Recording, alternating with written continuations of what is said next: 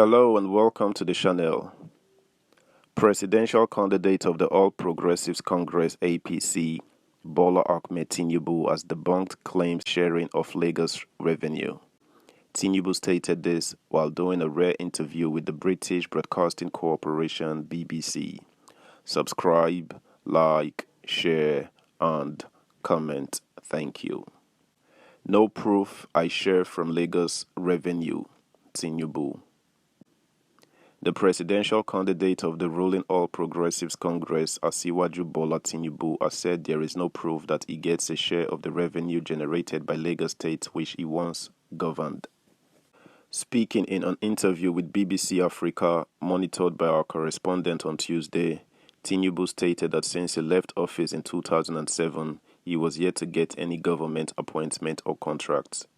He said those behind the allegation are only envious of him, just as he revealed that he got his wealth through investments in real estate which he inherited and turned their values around. On his campaign, he said, "Things are going very well. I am very confident that this election will be free and fair. I'm the front runner, and that is why I am getting many arrows." Talking about his priorities if sworn in as president, he said, security and economic recovery to accelerated development, to get Nigerians employed and get inflation down. Monetary policy needs to be changed, subsidy needs to be decided upon, and then removed. On what he will do about the insecurity in the country, Tinubu said it had reduced, just as he commended the president, Major General Muhammadu Buhari, retired, for that. He said, "It is reduced. I will defend him for that." Then, 17 local governments and about 4 states where we have flags of foreign jihadists in Nigeria. That is no more. That is long gone.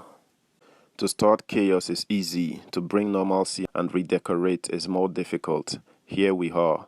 Buhari has degraded, but not completely eliminated ISWAP. They will talk briefly about lethal weapons, ammunition and technological equipment that could have helped accelerate the cleanup of those.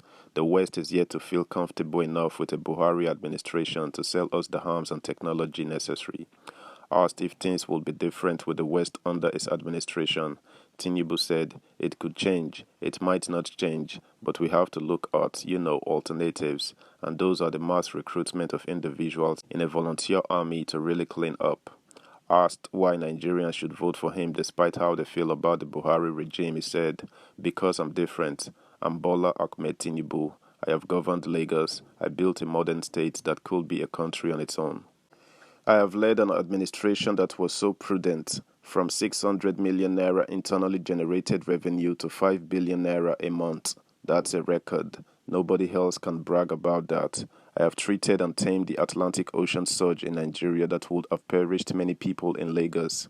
The infrastructural renewal in Lagos is excellent. I have continuity in Lagos. Buhari has done his best. I can't run away from him being my friend, my leader in the party. I will not."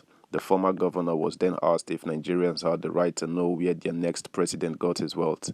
Are they enemies of wealth? If they are not enemies of wealth, investments do yield. I have an example of Warren Buffett, one of the richest in America and the world. He started with stock buying and brokerages. I inherited great real estate. I turned the values around. I'm not denying my wealth. I have not been. I was the most investigated, the most accused governor in opposition up to, for 8 years and up to 2007. And since I left the office, I'm still there. I've not taken any government appointment, no government contract. On allegations that he was getting a share of the revenues Lagos was getting, he said, "Hey, excuse me, share what? Have they proven it? The World Bank and IMF have investigated the records in Lagos State. What's wrong with them? It is envy, envy, envy." In response to choosing between the other candidates if he was not contesting in the presidential race, he said, "None, because they are not as competent as any other person out there. They have no track record. None of them is qualified except me." Subscribe, like, share, comment, and please turn the notification bell on. Thank you. The national president of the Nigerian Union of Local Government Employees, Akim Ambali, has called out the presidential candidates of the All Progressives Congress, Bola Tinubu, the Labour Party, Peter Obi, and the People's Democratic Party, Atiku Abubakar, to publicly declare their stand on local government autonomy. Ambali expressed concern and dissatisfaction with the silence of the presidential candidates on the issue. He also lauded the President, Major General Muhammadu Buhari, retired, for accusing the state governments of diverting local government resources for the state's use. Ambali said Nigerians must turn out and vote against any party, presidential candidate, or squad that has not come out emphatically in support of local government autonomy.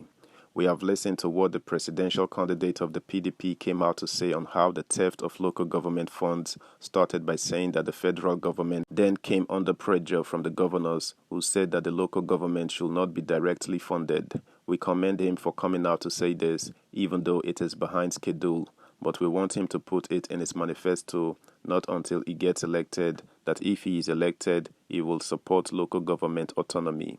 We are surprised that until now, the presidential candidate of the Labour Party, Peter Obi, has kept mum on the issue, and we are concerned.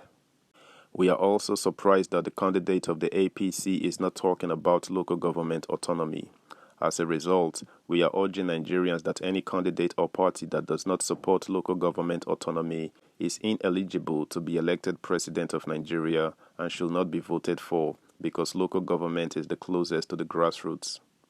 The Nulge boss said apart from the federal government, the local government remains the most relevant tier of government. He added, the wards and polling units are in the local government, and over 65% of the roads in Nigeria are in rural communities. The people with the poorest population in Nigeria are in the local government. Where we need security is in the rural communities. No wonder our rural communities have now become vulnerable to bandits, criminals, and what have you. Therefore, if we want to fix Nigeria, we should fix the local government because that is the foundation. Without that, it shows unseriousness and a lack of love. That's the news, guys. Bye.